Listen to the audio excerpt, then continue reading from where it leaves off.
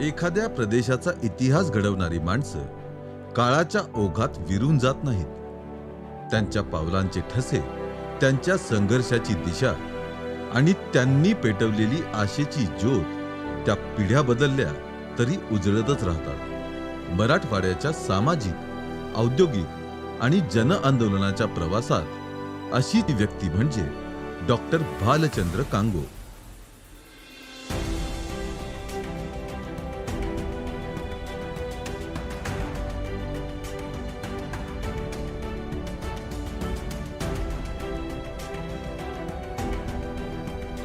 हैदराबादमधील साधं संयमी शालेय आयुष्य, तिथून सुरू झालेला डॉक्टर कांगो यांचा प्रवास 1968 साली एका अचानक धक्क्याला सामोरा गेला. त्यांचं कॉलेजच बंद पडलं. पण एखाद्या पानावर पूर्णविराम आल्यावर जसा नवा परिच्छेद सुरू होतो तसाच एक नवा अध्याय सुरू झाला.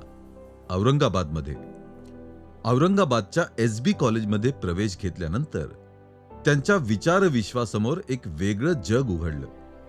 युवक क्रांती दलामध्ये प्रवेश, तत्कालीन सामाजिक प्रश्नांवरील चर्चा आणि विद्यार्थी समस्यांनी पेटलेली अवस्था. काही महिन्यातच कांगो नावाचा तरुण विद्यार्थी आंदोलनाचा मुख्य चेहरा ठरला. त्यांच्या वक्तृत्वाने, त्यांच्या धडाडीने आणि त्यांच्या प्रामाणिकपणाने तरुणाईचा विश्वास मिळवला. शिक्षणाच्या प्रश्नावर बहिष्कार, महाविद्यालयातील अडचणी, शेकडो विद्यार्थी रस्त्यावर उतरले होते. या निर्णायक क्षणी मेडिकल आणि इंजिनिअरिंग विद्यार्थ्यांना आपल्याकडे आणण्याची मोठी जबाबदारी कांगो यांच्यावर टाकण्यात आली. त्यांनी विद्यार्थ्यांना समजावून, पटवून एक मोठं व्यापक आंदोलन उभं केलं. आणि या कामगिरी दरम्यान त्यांना पहिल्यांदाच अटक झाली. पण अटक म्हणजे त्यांच्या कहाणीचा विराम नव्हता, ती होती खरी सुरुवात.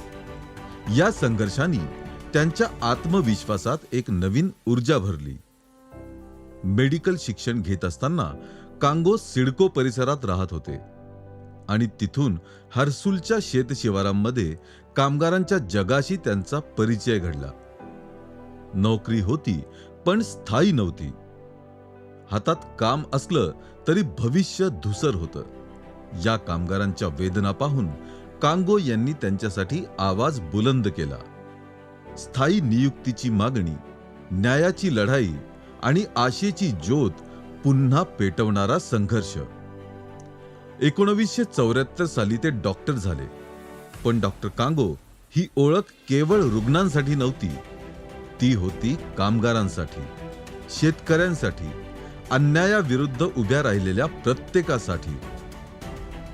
डॉक्टरीच्या पांढऱ्या कोटाबरोबरच कामगार चळवळीचा लाल झेंडा त्यांनी हातातून सोडला नाही.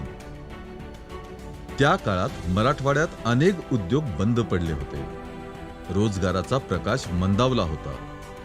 कांगो यांनी कामगारांसोबत प्रत्यक्ष कारखान्यांच्या धुळीमध्ये उभं राहून औद्योगिक पुनरुज्जीवनाची लढाई छेडली. त्यांच्या सातत्याने, त्यांच्या चिकाटीने चिकलठाणा आणि वाळूज सारखी ठिकाणं आजच्या औद्योगिक नकाशावर जागा मिळवू शकली. त्यांनी केवळ आंदोलन केलं नाही, ते उभारीचे प्रतीक बनले. त्यांच्या प्रयत्नांनी हजारो कुटुंबांना रोजगार, स्थैर्य आणि भविष्याचं भक्कम ध्येय मिळालं. याच दरम्यान डॉक्टर कांगोंनी विद्यापीठ नामांतर चळवळीत सक्रिय सहभाग देखील नोंदवला.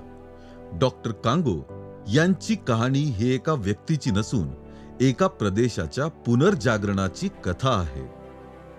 विद्यार्थ्यांच्या आंदोलनापासून कामगार चळवळीपर्यंत, औद्योगिक पुनरुज्जीवनापासून सामाजिक बांधिलकीपर्यंत त्यांच्या प्रत्येक पावलात एकच ध्येय दिसतं: समाजासाठी काहीतरी करून दाखवायचं.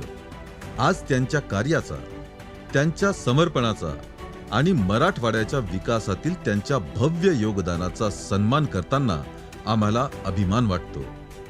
मराठवाडा भूषण पुरस्कार हा फक्त एक पुरस्कार नाही, हा डॉक्टर कांगो यांच्या संघर्षमय, प्रेरणादायी जीवनाला दिलेला एक मान आहे.